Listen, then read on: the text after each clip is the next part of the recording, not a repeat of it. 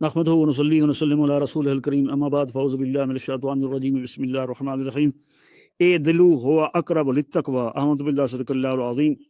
میرے معزز سامعین کرام، السلام علیکم ورحمۃ اللہ وبرکاتہ۔ آج کا موضوع سخن ہے معصوم کی وراثت۔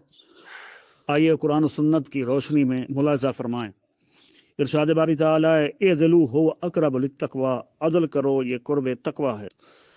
دور خلافت فاروقی میں ایک بوڑھے امیر آدمی نے اولاد و ازواج ہونے کے باوجود ایک غریب خاندان میں پسند کی شادی لو میرج کر ڈالی، لیکن اپنی نکاحت کے باعث شب و عروسی دار خجلہ میں ہی قضا کر گیا۔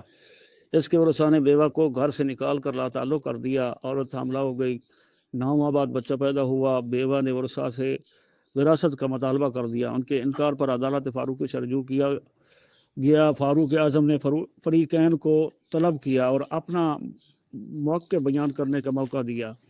بیوہ نے اپنا موقع بیان کرتے ہوئے کہا یہ بچہ اس کے بستر پر ہوا ہے، لہٰذا اسی کا ہے، وراثت میں حصہ دلایا جائے۔ ورثاء نے یہ موقف پیش کیا کہ ہمارا باپ شادی والدین ہی قضا کر گیا، لہٰذا یہ اس کی اولاد نہ ہے، بلکہ الزام لگایا کہ عورت زانیہ چالاک ہے اور ہماری جائیداد ہتھیانا چاہتی ہے۔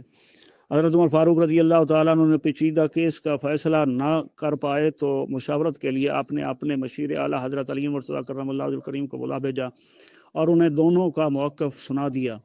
حضرت علی مرتضیٰ کرم اللہ وجہہ الکریم کی تیز ذہانت، فطانت، کرامت نے کیس کو بانپتے ہوئے فرمایا، اے عمر، اس کیس کا فیصلہ مجھے پر چھوڑ دیجیے اور فریقین کو 2 سال کی مہلت دے دیجیے۔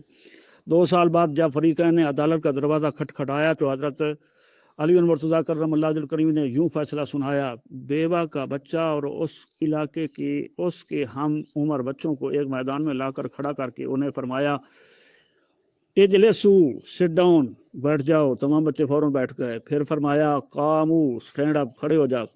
تمام بچے فوراً کھڑے ہو گئے، مگر وہ بچہ گھٹنوں پر بیٹھ ہاتھ ٹیک کر بڑی مشکل سے کھڑا ہوا۔ حضرت علی مرتضیٰ کرم اللہ وجہہ الکریم نے ایک ایسا DNA ٹیسٹ پیش کیا جس کی مثال اہل دنیا پیش نہیں کر سکتی۔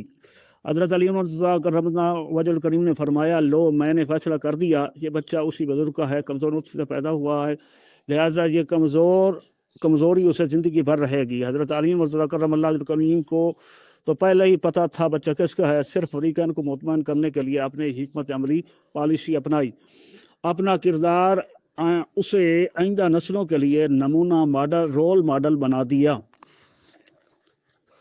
جب حضرت علی مرتضیٰ کرم اللہ وجہہ الکریم نے بچے کے حق میں فیصلہ سنا دیا تو حضرت عمر فاروق رضی اللہ تعالیٰ عنہ نے دونوں کو وراثت میں حصہ دلا دیا۔